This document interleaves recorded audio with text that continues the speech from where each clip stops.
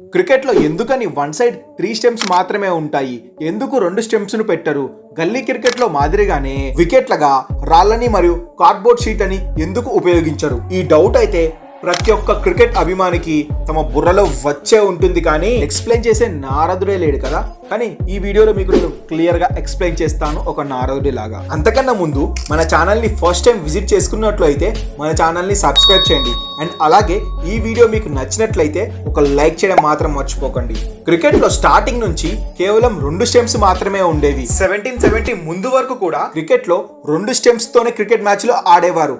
Yes, ఇది నిజమండి, అయినా నమ్మబుద్ధి కావట్లేదు కాదు.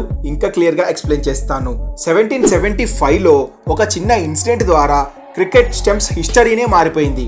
1975 ముందు వరకు 2 స్టెంప్స్ ఒక పెద్ద బెయిల్ ఉండేది, ఇలానే మ్యాచ్లు ఆడేవారు. కానీ 1975 లో ఒక ఇన్సిడెంట్ జరిగింది. బౌలర్ బౌలింగ్ చేస్తున్న సమయంలో బాల్ అనేది వికెట్స్ మధ్యలో నుంచి వెళ్ళింది. ఇలా ఒక్కసారి కాదు, 2 సార్లు కాదు, మళ్ళీ ఒకే మ్యాచ్ లో 3-4 సార్లు బాల్ ఇలా పాస్ అవ్వడంతో ఎంపైర్ అవుట్ ఇవ్వలేదు. ఎందుకంటే క్రికెట్ రూల్స్ ప్రకారం బెయిల్స్ కానీ స్టెంప్స్ కానీ కింద పడితేనే అవుట్ అని ప్రకటిస్తారు. సో ఈ ఇన్సిడెంట్ తర్వాత క్రికెట్ పెద్దలు ఈ వికెట్స్ పైన కొన్ని టెస్ట్లు అయితే చేశారు. ఈ వికెట్స్ ప్లేస్ లో ఒక పొడవాటి కార్డ్బోర్డ్ షీట్ ను ఉంచి మ్యాచ్లు ఆడేవారు. కానీ ఆ కార్డ్బోర్డ్ షీట్ గాలికి ఆగేది కాదు, ఊరికే పడిపోతూ ఉండేది.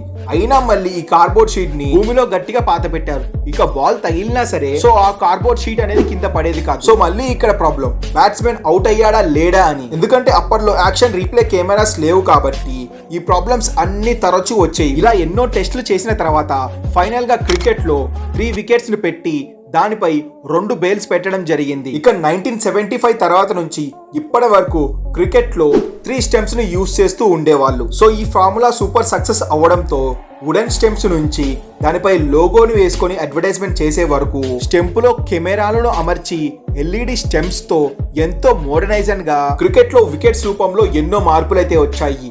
ఇక క్రికెట్ లో లా 8 ప్రకారం వికెట్స్ లెంత్ అనేది 9 ఇంచెస్ ఉండాలి. ఇక వికెట్ల యొక్క పొడవు వచ్చేసి 71 సెంటీమీటర్లు ఉండాలి. అండ్ ఈ వికెట్ల స్టోరీ చాలా పెద్దదే, 250 సంవత్సరాల చరిత్ర ఉన్న ఈ వికెట్ స్టోరీ మీకు నచ్చినట్లయితే ఒక లైక్ చేయండి. మరిన్ని ఇంట్రెస్టింగ్ క్రికెట్ ఫ్యాక్ట్స్ గురించి తెలుసుకోవాలంటే మన ఛానల్ ని ఖచ్చితంగా సబ్స్క్రైబ్ చేసుకోండి.